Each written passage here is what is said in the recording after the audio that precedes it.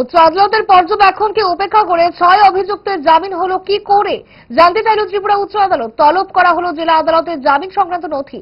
জামিন কেন বাতিল করা হবে না প্রশ্ন রেখে ৬ অভিযুক্তকে ধরানো হলো কারণ দর্শানোর নোটিশ। জুডিশিয়াল রেজিস্ট্রারকে এই নিয়ে তদন্ত করতেও নির্দেশ জারি করেছে উচ্চ আদালত। গত বছর বিলোনিয়ার চোত্তাখলায় খুন হয়ে যাওয়া বাম নেতা বাদল শীল খুন কাণ্ডে ধৃত ৬ অভিযুক্তের জামিন হয় সম্প্রতি। দক্ষিণ জেলার জেলা দায়রা আদালত ধৃতদের জামিন মঞ্জুর করে। জামিনের বিরোধিতা সহ বাদল শীলের পরিবারকে অভিযুক্তদের হুমকি বর্ষণের অভিযোগ এনে উচ্চ আদালতের দরজায় ফের করা নারেন বাদল কন্যা পল্লবী শীল। আজ বিষয়টি উঠে বিচারপতি বিশ্বজিৎ পালিতের এজলাসে। মামলার শুনানি পর্বে পল্লবী শীলের পক্ষে মামলা পরিচালনায় ছিলেন প্রবীণ আইনজীবী পুরুষোত্তম রায় বর্মন ও সমরজিৎ ভট্টাচার্য। সরকার পক্ষের পিপি ছিলেন রাজু দত্ত। এই মামলায় ক্ষুব্ধ হাইকোর্টের কি বক্তব্য ছিল তা জানালেন আইনজীবী পুরুষোত্তম রায় বর্মন। তখন আমরা দেখলাম 25শে জুলাই 2025 দক্ষিণ ত্রিপুরার অতিরিক্ত দায়রা বিচারক ৬ জনকে জামিনে মুক্তি করে দিলেন। এটার বিরুদ্ধে বাদল শীলের কন্যা পল্লবী শীল উচ্চ আদালতে আবেদন করেন যে জামিন বাতিল করা হোক।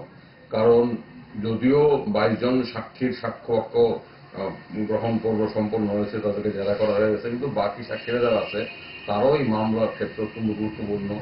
এখন যদি ৬ জন আসামি জামিনে অবাধে ঘোরাফেরা করে তাহলে তাদের মুখ বন্ধ হয়ে যাবে। ইতিমধ্যে তাদেরকে বিভিন্নভাবে ভয়ভীতি দেখানো হচ্ছে, এটা ভয়ের পরিবেশ তৈরি করা হয়েছে।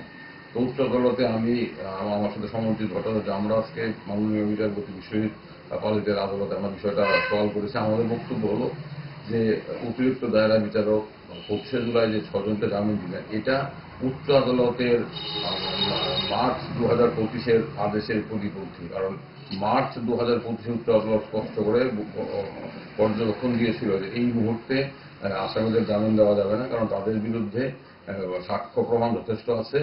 তো আমাদের বক্তব্য শোনার পর এই জামিন কেন বাতিল করা হবে না, এর জন্য ৬ জন আসামিকে কারণ দর্শানোর নোটিশ জারি করা হয়েছে এবং নিম্ন দায়রা অতিরিক্ত দায়রা আদালতের নথি তলব করা হয়েছে। এবং আরেকটা বিষয় হল রেজিস্ট্রার জুডিশিয়ালকে এই বিষয় সম্পর্কে তদন্ত করার জন্য মাননীয় উচ্চ আদালত বলেছেন।